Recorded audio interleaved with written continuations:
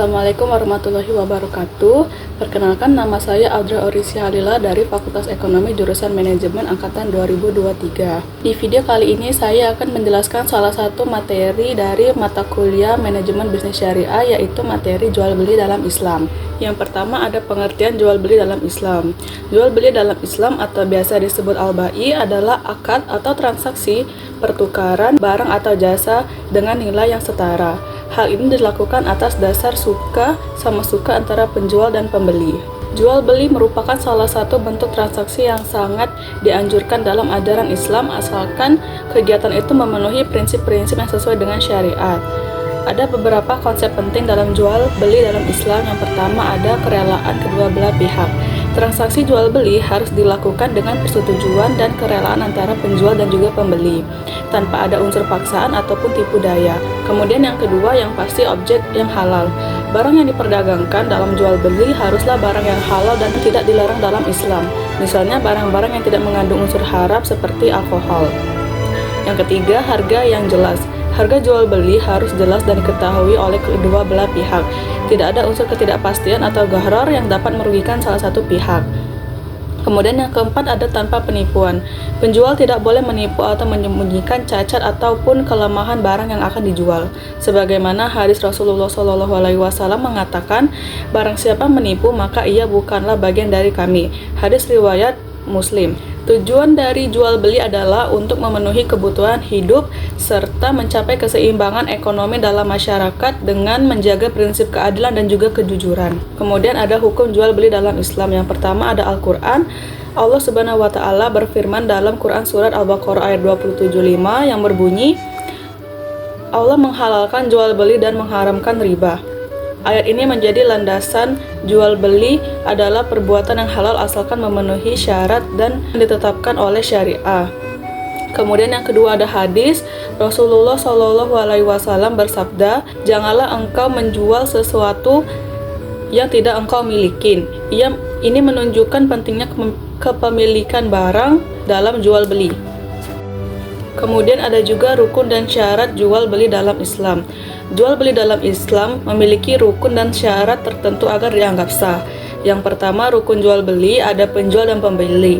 Dalam penjual dan pembeli harus balik, berakal, dan memiliki kehendak bebas ataupun tidak dipaksa. Yang kedua, barang atau objek transaksi. Barang atau objek transaksi harus bersifat halal, jelas, dan dapat diserahkan. Kemudian yang ketiga, ijab dan qabul atau tawaran dan penerimaan. Ada akad secara lisan atau tindakan yang menunjukkan adanya kesepakatan. Kemudian adanya syarat jual beli. Yang pertama, barang harus memiliki nilai dan kepemilikan yang jelas. Kedua, pembayaran atau imbalan harus diketahui besarannya. Dan yang ketiga, transaksi dilakukan dengan kesepakatan kedua belah pihak tanpa adanya paksaan.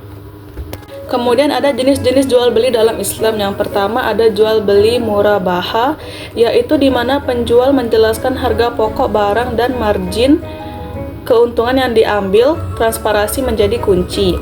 Kemudian yang kedua ada jual beli salam, pembelian barang yang spesifik di masa depan dengan pembayaran di muka.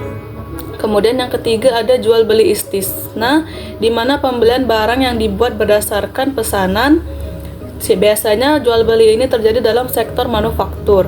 Kemudian yang terakhir ada jual beli musawamah, transaksi tanpa mengungkapkan harga pokok barang, mirip dengan jual beli konvensional. Dan ada prinsip-prinsip jual beli dalam Islam. Yang pertama ada keadilan. Tidak ada pihak yang dirugikan atau tertipu. Kemudian yang kedua ada transparansi, yaitu informasi barang, harga, dan juga kondisi dijelaskan secara jelas. Kemudian yang ketiga ada kehalalan. Objek transaksi tidak boleh mengandung unsur haram seperti alkohol, daging babi, atau benda yang merusak. Kemudian yang terakhir ada hindari ghibah dan gharar atau ketidakpastian. Riba adalah keuntungan yang tidak sah, sementara gharar merujuk pada ketidakpastian yang bisa menimbulkan kerugian. Adapun perbedaan jual beli dalam Islam dengan jual beli konvensional. Yang pertama dalam konteks transparansi dalam Islam, harga pokok dan keuntungan dijelaskan dalam murabaha, sementara dalam konvensional hal ini tidak selalu transparan. Kemudian yang kedua dalam larangan riba, transaksi jual beli syariah menghindari riba, sedangkan dalam jual beli konvensional bunga sering menjadi bagian dari transaksi kredit. Kemudian yang ketiga ada prinsip kebersihan harta. Islam mengutamakan keberkahan harta dengan menjaga kehalalan objek transaksi, sedangkan dalam jual beli konvensional, barang haram tetap bisa diperdagangkan. Kemudian ada manfaat jual beli dalam Islam. Yang pertama, menjaga kesucian harta. Dengan prinsip syariah, jual beli membantu menjaga kebersihan dan keberkahan harta. Yang kedua, stabilitas ekonomi. Sistem ini mencegah ketimpangan dan ketidakadilan.